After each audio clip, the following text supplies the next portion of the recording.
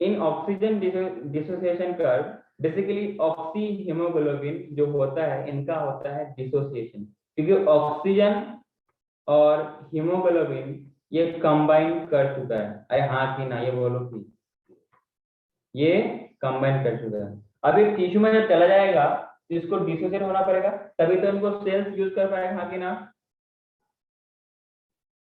So it is the graph that is plotted between O2 का concentration और saturation of hemoglobin। यहाँ पर saturation of hemoglobin का मतलब क्या है कि कितना ऑक्सीजन मॉलिक्यूल हीमोग्लोबिन के साथ बाइंड करता है और कितना बचा हुआ है आपके पास।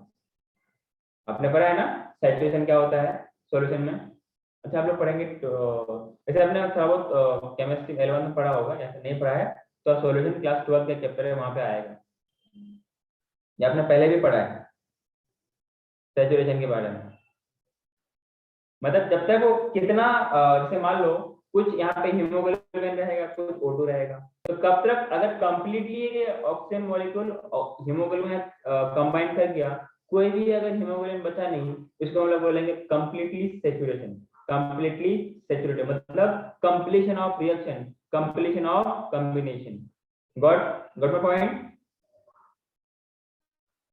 Hello. Yes sir.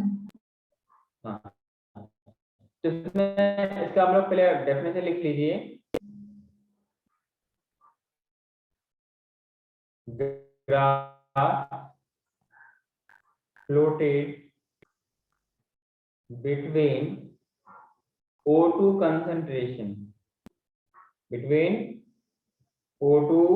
concentration and percentage of saturation,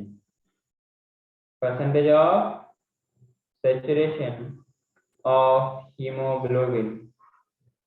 clear है? is called dissociation curve। Clear? मतलब oxygen dissociation curve. Till now anyone has problem? No sir. हाँ, और इनका अगर शेप के बारे में देखोगे ना, बेसिकली अगर ध्यान से देखेंगे ये कुछ एस शेप का होता है, इसलिए हम लोग उसको बोलते हैं सिग्मोइड बोलते हैं। तो जहां जहां पर ग्राफ अगर एस शेप का होगा तो इनको बोलेंगे दिस कर्व इज, अरे क्या बोलेंगे, कर्व इज सिग्मोइड। क्लियर है? sigmoid curve due to the characteristic shape, है कि ना?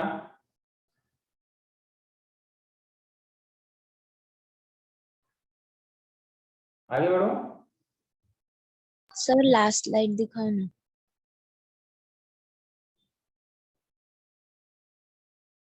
इतना टाइम मिलने के बावजूद भी आप लोग ऐसे करोगे? आगे बढ़ो मैं।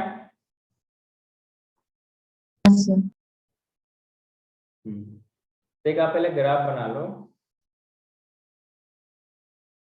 This is the graph and here it is partial pressure of O2 in mm of Hg।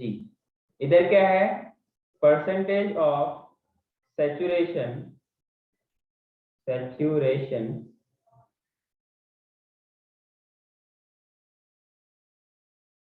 of hemoglobin with O2। कोई दिक्कत है? तो जैसे जैसे पार्शियल प्रेशर बढ़ेगा वैसे वैसे ऑक्सीजन के साथ ये मतलब हीमोग्लोबिन के साथ बाइंड करता जाएगा। Any problem? यस। और इसके लिए इस ग्राफ के लिए खास पॉइंट आपको लिखना क्या है? This curve is very very useful, very very helpful. Curve is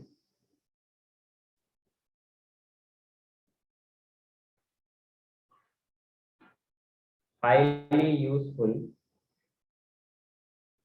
in studying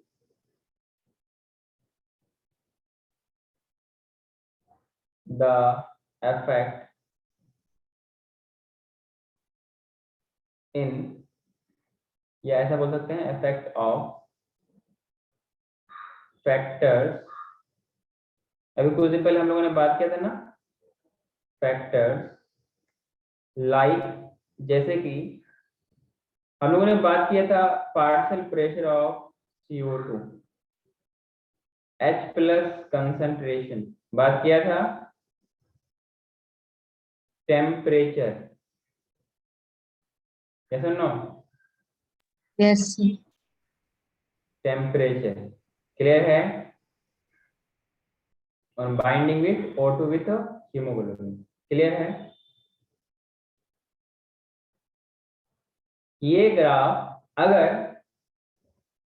अगर आपको नॉर्मल, एक तो आपको नॉर्मल इसका पोजीशन मिलेगा, अगर उसे लेफ्ट साइड मूव करता है, अगर दिस कर्व इज मूव, जो आपको रेड पेन से दिख रहा है ना, रेड वाला हाईलाइट दिख रहा है ये वाला, हेलो, मैं आपको हाँ अलग से सर। वो करता हूँ, ब्लैक से इसको हाईलाइट कर देता हूँ, जैसे आपका ये वाला कर्व है ना, ये वाला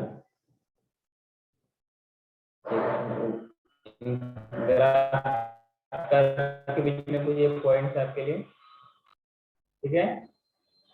तो बेसिकली ये जो पॉइंट्स है आपके पास, ये जो कर्व है, ये अगर आपको लेफ्ट साइड शिफ्ट किया हुआ दिखा, इसका मतलब क्या हुआ कि affinity between oxygen and haemoglobin बढ़ेगा, यस और नो। कैसे देखते हैं, पहला पॉइंट लिखिएगा आप लोग इसमें, दिस कर्व, कैसे हम लोग उसको मालूम कर सकते हैं कि अगर ये लेफ्ट साइड मूव किया तो ये होगा, अगर राइट साइड मूव किया, राइट साइड शिफ्ट हुआ तो कुछ ऐसा होगा, क्लियर है। शिफ्ट टू लेफ्ट, इसका मतलब ये होता है, means that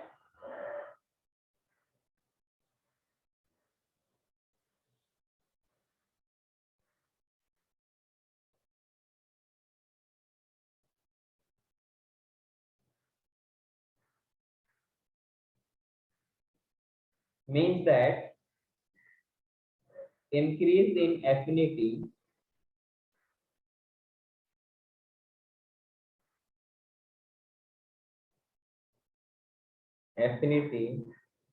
between O2 and Hb।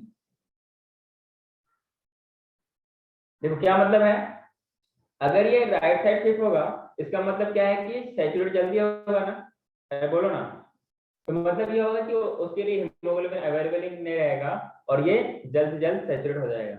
अगर ये लेफ्ट साइड शिफ्ट होता है, इसका मतलब क्या है कि ऑक्सीजन और हीमोग्लोबिन के बीच में एफिनिटी बढ़ गई है, क्लियर है। मतलब यहाँ पर क्या होगा, एसोसिएशन होगा, बात समझ में आई क्या, क्या होगा, एसोसिएशन होगा, कोई दिक्कत,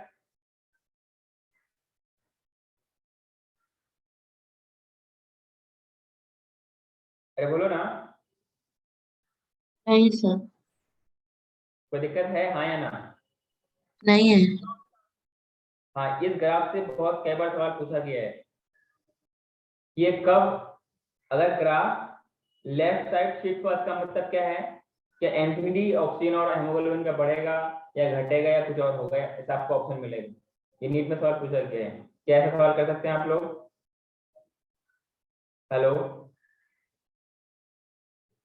आगे बढ़ो। हाँ। इसमें नेक्स्ट पॉइंट लिखिएगा, this curve will shift to right side, क्या उसका उल्टा होगा, बोलो,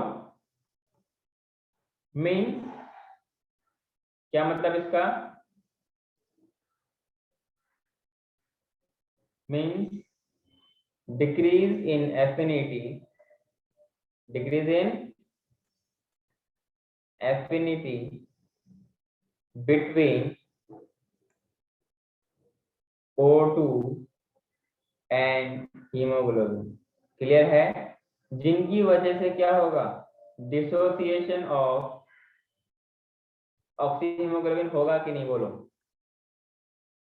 it means that there will be dissociation of oxy haemoglobin. Is it clear to everyone. Yes sir.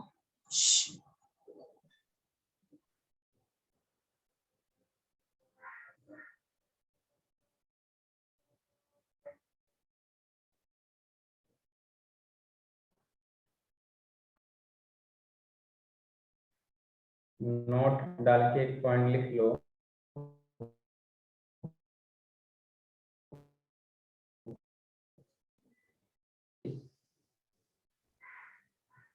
+3 inform कोई दिक्कत। नेक्स्ट टॉपिक लिखिएगा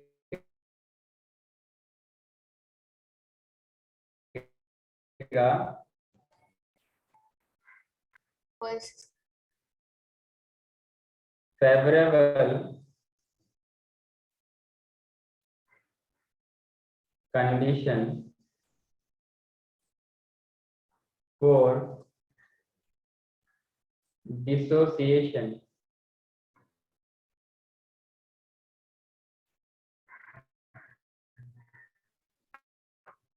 of O2 oxyhemoglobin।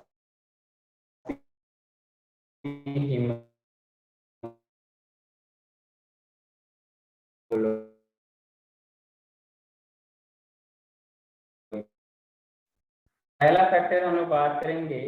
देख, अगर ऑक्सीजन का पार्शियल प्रेशर ज्यादा हो तो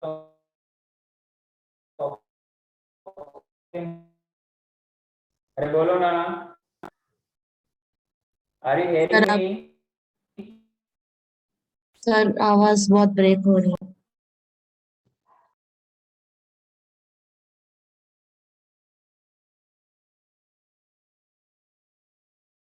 कि जब के लेवल पे, तो टिश्यू के लेवल पे part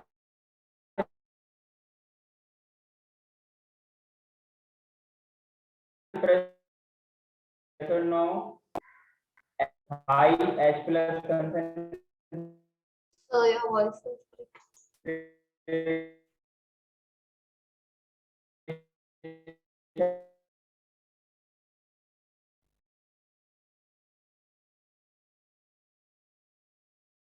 dissociation of O2 from oxyhaemoglobin.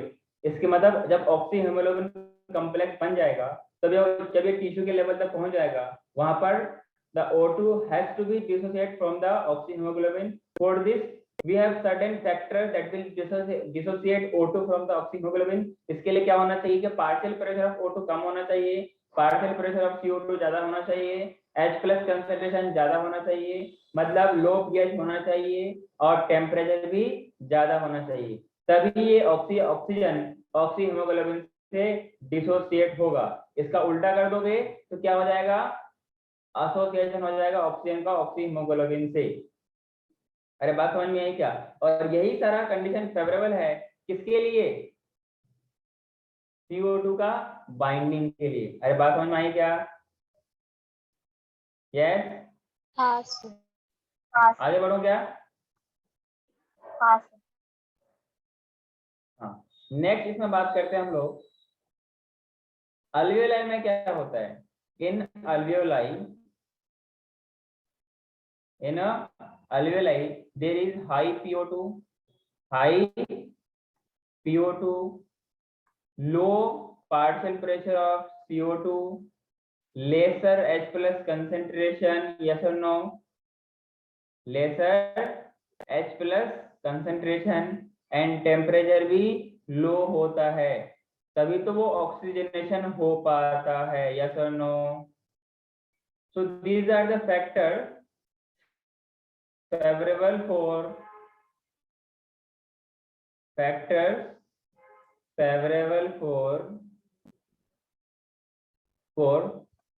the formation of oxyhemoglobin, for the formation of oxyhemoglobin।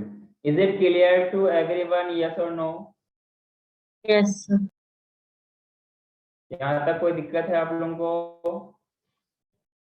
No, आगे बढ़ूं क्या।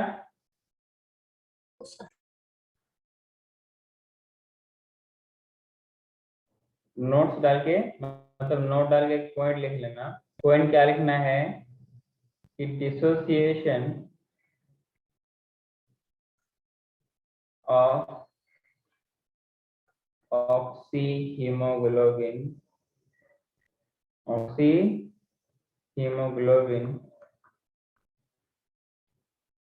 Due to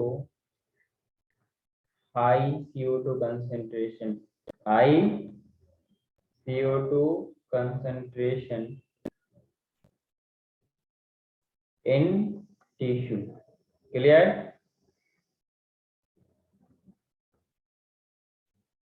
Called Bode's effect. अरे हाँ कि ना, क्या बोलते हैं इसको? बोर्ड्स इफेक्ट बोलते हैं। क्लियर है?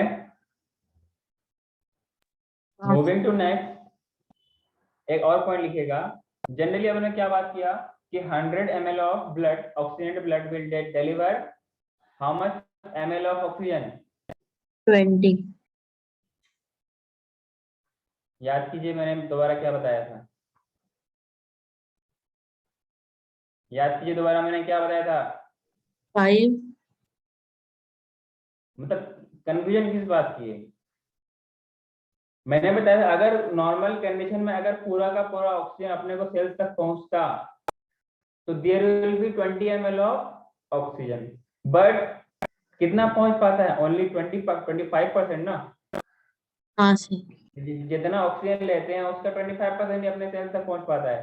तो इसका मतलब जो जितना जाना चाहिए तो उसका भी तो 25% ऑक्सीजन अपने पास जाएगा ना। तो मतलब 5 every 100 ml of oxygen in blood deliver as 5 ml of O2. But during heavy exercise,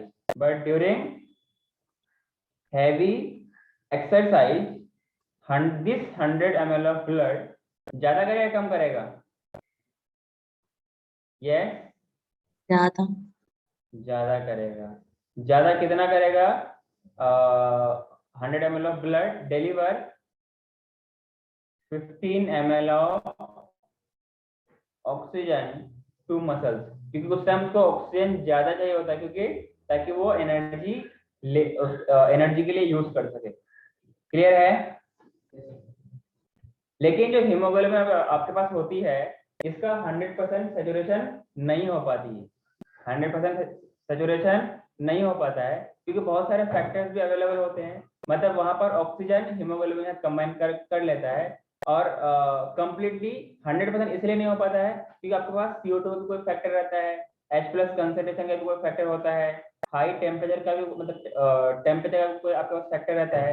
इन सब चीज की वजह से 100% सेचुरेशन नहीं हो पाती है। कितना हो पाती है? ओनली 97%। क्लियर है? Yes.